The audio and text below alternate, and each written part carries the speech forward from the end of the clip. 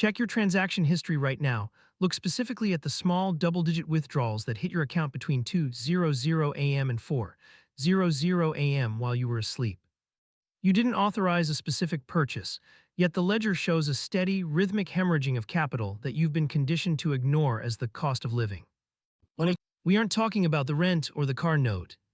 We are talking about the $219 that vanishes every 30 days into the void of the everything-as-a-service economy. This is the invisible tax, a silent levy imposed not by the government, but by a corporate syndicate that decided ownership was bad for their bottom line. I've been tracking the money flow since the start of 2025, and the forensics are ugly. They show a deliberate shift from selling you a product once to renting you a lifestyle forever. You used to buy software, you used to buy heated seats, you used to buy music. Now you lease the right to access them until your card declines. The victim in this case is your future purchasing power, bleeding out on the pavement of a subscription-based reality where you own absolutely nothing and are expected to be happy about it.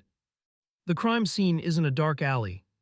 It's the recurring billing tab in your settings menu, hiding in plain sight behind a friendly user interface.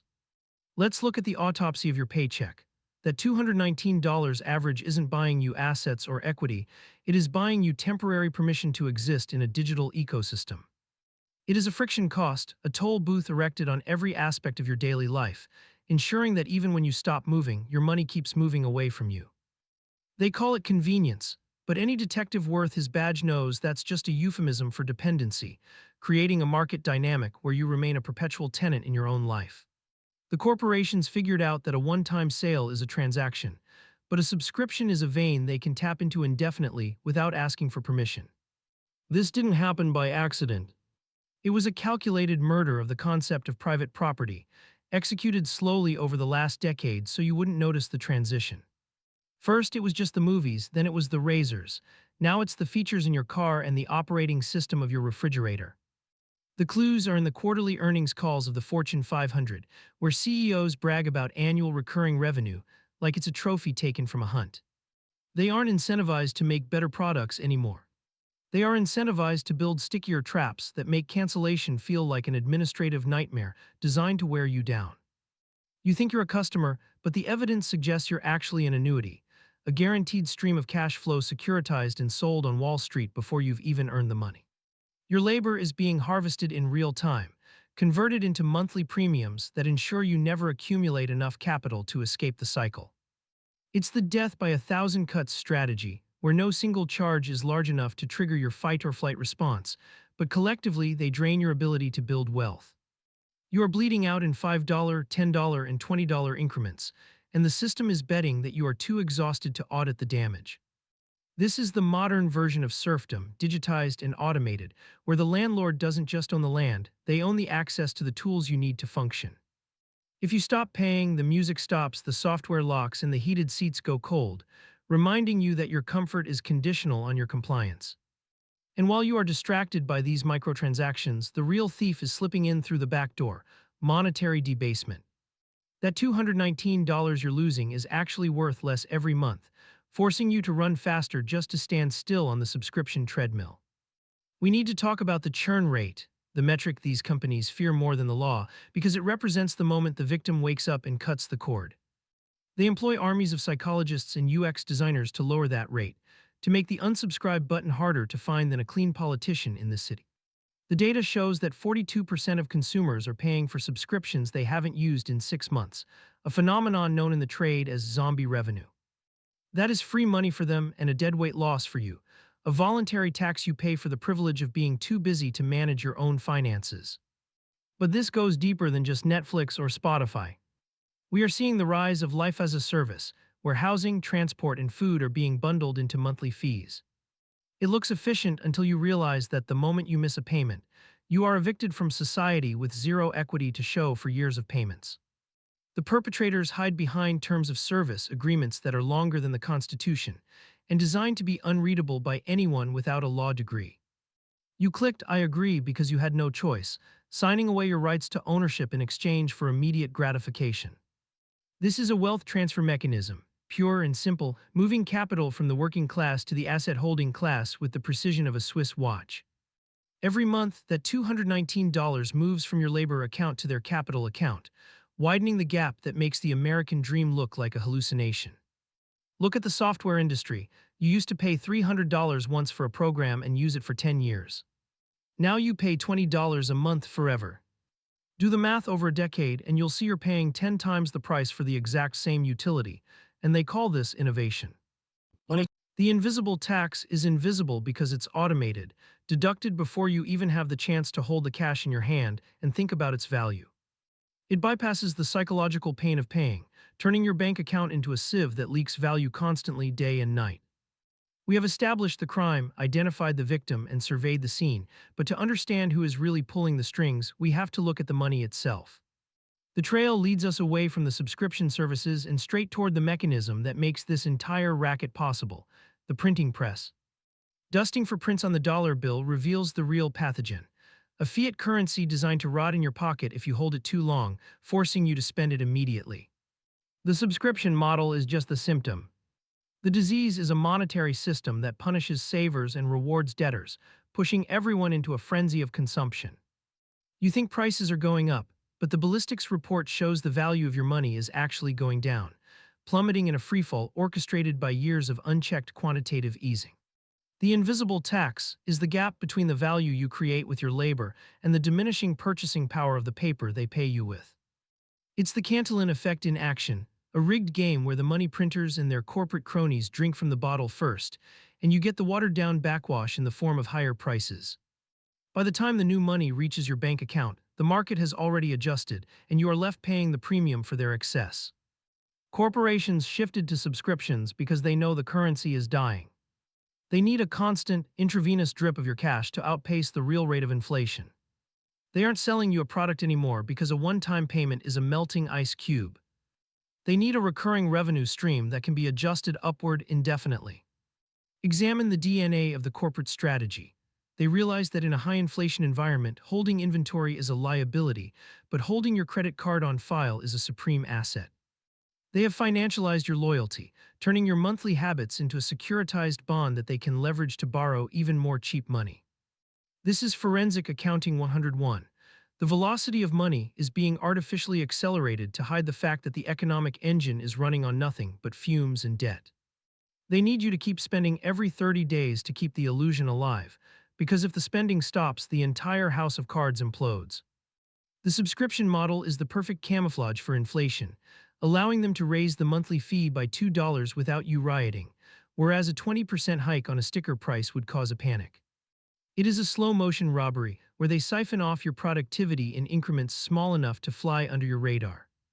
We trace the signal back to the central banks, the silent partners in this racket who supply the cheap credit that allows these tech giants to operate at a loss while they capture your market share.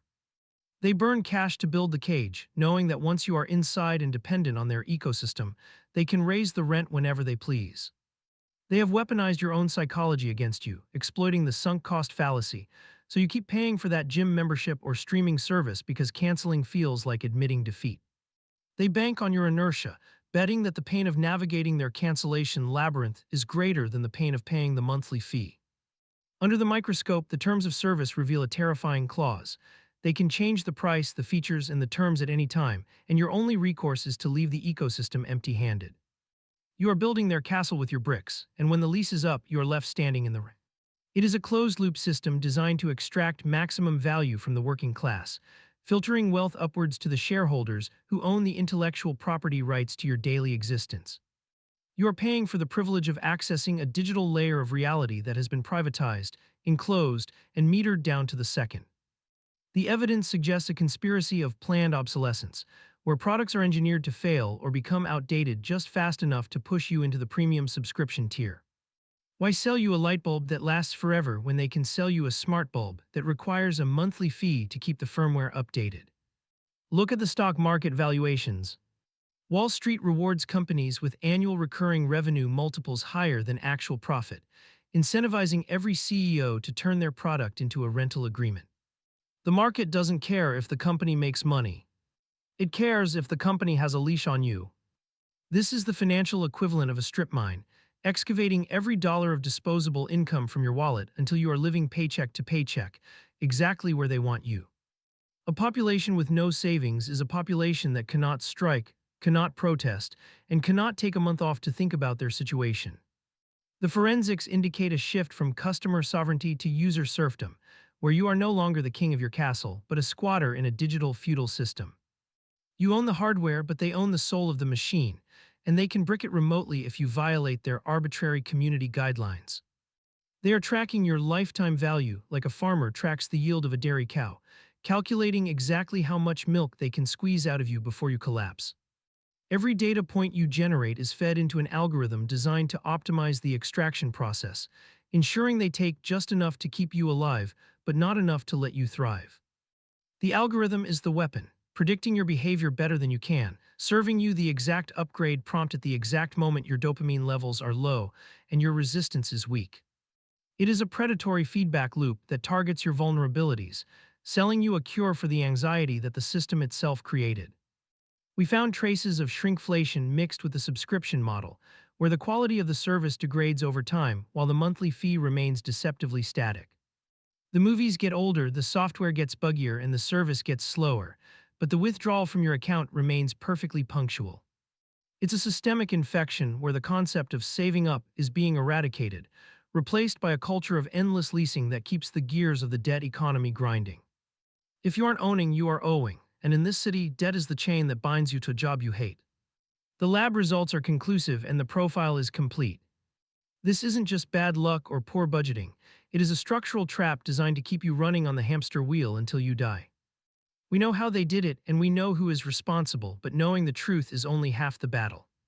The hard part is figuring out how to break out. The jury is out and the verdict is guilty on all counts. The system has been convicted of grand larceny against your future, but there is no judge coming to bang the gavel and order restitution. You are the judge, the jury, and the executioner in this courtroom, and the only way to win this case is to take the law into your own hands. You can't regulate these syndicates out of existence, and you can't outinflate their price hikes. The only move left on the board is a radical, merciless amputation of the leech. It is time to go scorched earth on your bank statement, treating every recurring charge as a hostile invader until proven innocent. Step 1 is the red pen audit. Print out your last 3 months of statements physically on paper and circle every single charge that repeats.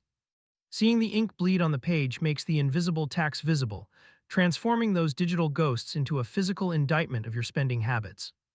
You must adopt the rule of zero. If you haven't touched a service in 30 days, it gets the axe, no questions asked, no, I might watch it later excuses. Mercy is for the wealthy. You are in a survival situation, and every dollar sent to a streaming service is a dollar stolen from your freedom fund. Shift your psychology from user to owner. Stop renting a lifestyle that looks good on Instagram and start buying assets that look ugly but pay you back. It is better to drive a 10-year-old car you own title in hand than to lease a luxury trap that drains your liquidity every month. Embrace digital minimalism as a defense strategy. The less data you feed them, the less accurate their targeting becomes, and the weaker their hold on your wallet grows. Starve the algorithm of its fuel and you become a ghost in their machine, a statistical anomaly that they can't monetize. Return to the buy it for life philosophy. Hunt for physical media, perpetual software licenses, and tools that don't require an internet connection to function. Building a library of things you actually own is an act of rebellion in 2026, a stockpile of contraband that no terms of service update can confiscate. Use burner cards for every digital transaction. Set up virtual credit cards with strict limits that auto-decline if the merchant tries to raise the price by a single cent. Put the friction back into the transaction, forcing them to ask for your money every month instead of taking it while you sleep. Beware the ecosystem trap. Do not let one company own your phone, your watch, your cloud, and your entertainment, or you are building your own prison cell. Diversify your dependency so that if one giant decides to squeeze you, you can walk away without losing your entire digital identity. Implement the 24-hour rule for any new subscription. If you think you need it, wait a full day before entering your credit card details. You will find that 90% of the time, the impulse fades, revealing the craving for what it was, a momentary dopamine hit engineered by a marketing team. Realize that convenience is the enemy of wealth. It is convenient to pay $15 a month for a meal kit, but it is profitable to learn to cook. The path to financial sovereignty is paved with inconvenience, with doing things the hard way because the easy way is a toll road owned by a corporation. Redirect that $219 into a freedom account, investing it into hard assets, index funds, or Bitcoin, anything that sits outside the reach of the printing press. Turn the compound interest equation around so that time works for you, stacking bricks on your own wall instead of theirs. The most punk rock thing you can do in this economy is to be boring, to be frugal, to be a person who cannot be milked by a monthly fee. Opting out of the subscription culture is a declaration of war, a signal that you are no longer a resource to be harvested. Watch out for the upgrade trap. The current version of your phone, your car, and your laptop is likely powerful enough to last another 3 years. Reject the planned obsolescence propaganda that screams new is better, because in this economy, paid off is the only feature that matters. If you must subscribe, rotate them. Pay for 1 month, binge the content, and cancel immediately before the cycle renews. Treat them like a vending machine, not a utility bill. Extract the value you need, and then sever the connection before the parasite attaches itself. Build a FU fund, a stash of cash that gives you the power to walk away from a bad job, a bad landlord, or a bad situation. The subscription model relies on you living on the edge, terrified of losing access. Cash in the bank buys you the courage to say no. This isn't just about saving money. It is about reclaiming your cognitive bandwidth from the persistent nag of billing cycles and renewal dates. When you own your things, your mind is quiet. When you rent your life, there is a constant, low-level hum of anxiety that never truly shuts off. The warning signs for 2030 are already visible. If you don't break the cycle now, you will wake up in a world where you rent your clothes, your furniture, and your sleep. The great reset of ownership is happening, and the only way to opt out is to fiercely defend your property rights today. Cut the cord, cancel the noise, and take back the keys to your financial life before the lock changes again. The door is closing, and the price of admission is your independence. Don't let them bleed you dry, one small transaction at a time. Case closed. The evidence is irrefutable, the thief has been identified, and the escape route is marked, but only you can walk through it. Stay sharp, stay solvent, and keep your wallet shut until you see exactly what you are buying.